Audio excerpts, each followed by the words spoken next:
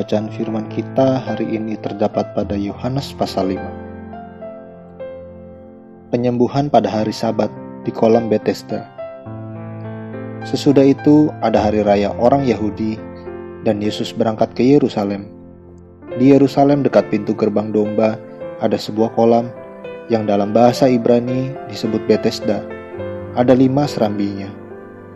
Dan di serambi-serambi itu berbaring sejumlah besar orang sakit, orang-orang buta, orang-orang timpang, dan orang-orang lumpuh yang menantikan goncangan air kolam itu. Sebab sewaktu-waktu turun malaikat Tuhan ke kolam itu dan menggoncangkan air itu, barang siapa yang terdahulu masuk ke dalamnya sesudah goncangan air itu menjadi sembuh apapun juga penyakitnya. Di situ ada seorang yang sudah 38 tahun lamanya sakit. Ketika Yesus melihat orang itu berbaring di situ, dan karena ia tahu bahwa ia telah lama dalam keadaan itu, berkatalah ia kepadanya, "Maukah engkau sembuh?"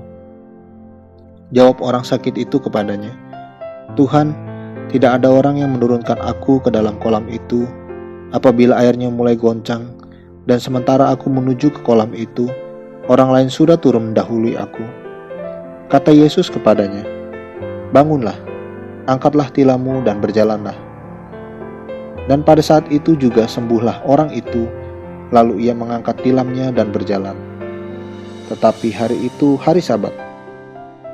Karena itu orang-orang Yahudi berkata kepada orang yang baru sembuh itu, "Hari ini hari Sabat, dan tidak boleh engkau memikul tilammu." Akan tetapi ia menjawab mereka, "Orang yang telah menyembuhkan aku, dia yang mengatakan kepadaku, 'Angkatlah tilammu dan berjalanlah.'" Mereka bertanya kepadanya, "Siapakah orang itu yang berkata kepadamu, 'Angkatlah tilammu dan berjalanlah'?" Tetapi orang yang baru sembuh itu tidak tahu siapa orang itu, sebab Yesus telah menghilang ke tengah-tengah orang banyak di tempat itu. Kemudian Yesus bertemu dengan dia dalam bait Allah, lalu berkata kepadanya, "Engkau telah sembuh, jangan berbuat dosa lagi, supaya padamu jangan terjadi yang lebih buruk." Orang itu keluar, lalu menceritakan kepada orang-orang Yahudi bahwa Yesuslah yang telah menyembuhkan dia. Dan karena itu, orang-orang Yahudi berusaha menganiaya Yesus, karena ia melakukan hal-hal itu pada hari Sabat. Tetapi ia berkata kepada mereka, "Bapakku bekerja sampai sekarang, maka aku pun bekerja juga." Sebab itu, orang-orang Yahudi lebih berusaha lagi untuk membunuhnya. Bukan saja karena ia meniadakan hari Sabat, tetapi juga karena ia mengatakan bahwa Allah adalah Bapanya sendiri, dan dengan demikian menyamakan dirinya dengan Allah. Kesaksian Yesus tentang dirinya.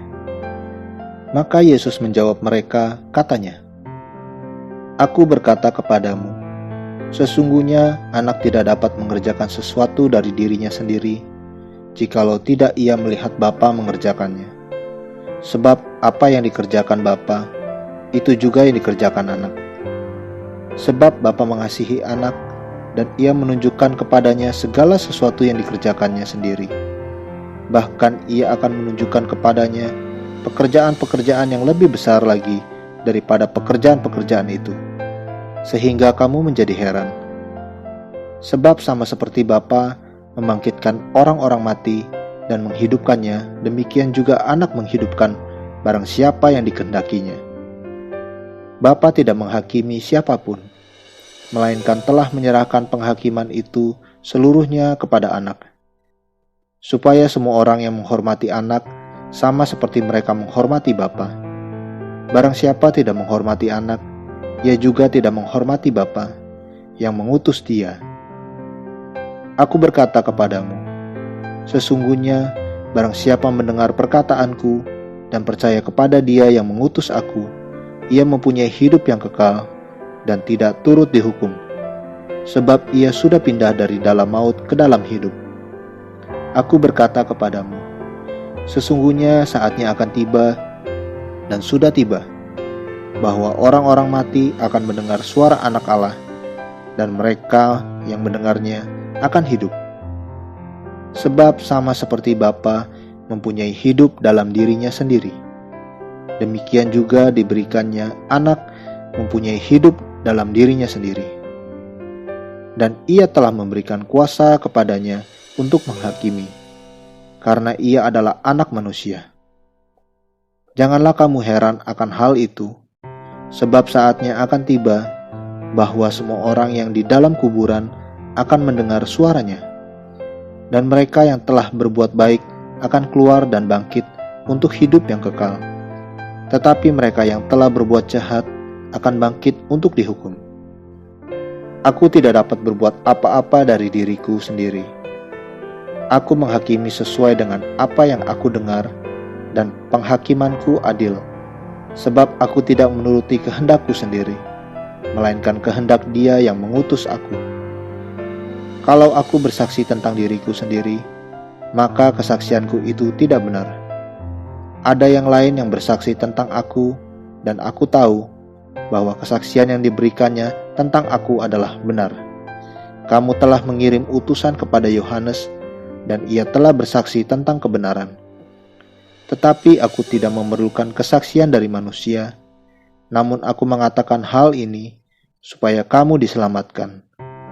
Ia adalah pelita yang menyala dan yang bercahaya, dan kamu hanya mau menikmati seketika saja cahayanya itu. Tetapi aku mempunyai suatu kesaksian yang lebih penting daripada kesaksian Yohanes, yaitu segala pekerjaan yang diserahkan Bapa kepadaku, supaya aku melaksanakannya. Pekerjaan itu juga yang kukerjakan sekarang, dan itulah yang memberi kesaksian tentang aku, bahwa Bapa yang mengutus aku. Bapa yang mengutus aku, Dialah yang bersaksi tentang aku. Kamu tidak pernah mendengar suaranya, rupanya pun tidak pernah kamu lihat, dan firman-Nya tidak menetap di dalam dirimu, sebab kamu tidak percaya kepada Dia yang diutusnya. Kamu menyelidiki kitab-kitab suci, sebab kamu menyangka bahwa olehnya kamu mempunyai hidup yang kekal. Tetapi walaupun kitab-kitab suci itu memberi kesaksian tentang aku, namun kamu tidak mau datang kepadaku untuk memperoleh hidup itu. Aku tidak memerlukan hormat dari manusia, tetapi tentang kamu, memang aku tahu bahwa di dalam hatimu, kamu tidak mempunyai kasih akan Allah. Aku datang dalam nama Bapakku, dan kamu tidak menerima aku. Jikalau orang lain datang atas namanya sendiri, kamu akan menerima dia. Bagaimanakah kamu dapat percaya, kamu yang menerima hormat seorang dari yang lain, dan yang tidak mencari hormat yang datang dari Allah yang Esa? Jangan kamu menyangka bahwa aku akan mendakwa kamu di hadapan Bapa. Yang mendakwa kamu adalah Musa, yaitu Musa, yang kepadanya kamu menaruh pengharapanmu.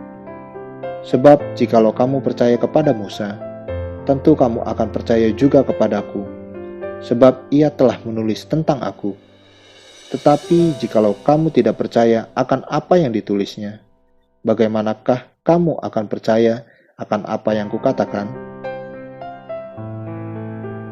Amin. Terus baca firman-Nya, renungkan dan lakukan dalam kehidupan kita. Tuhan Yesus memberkati.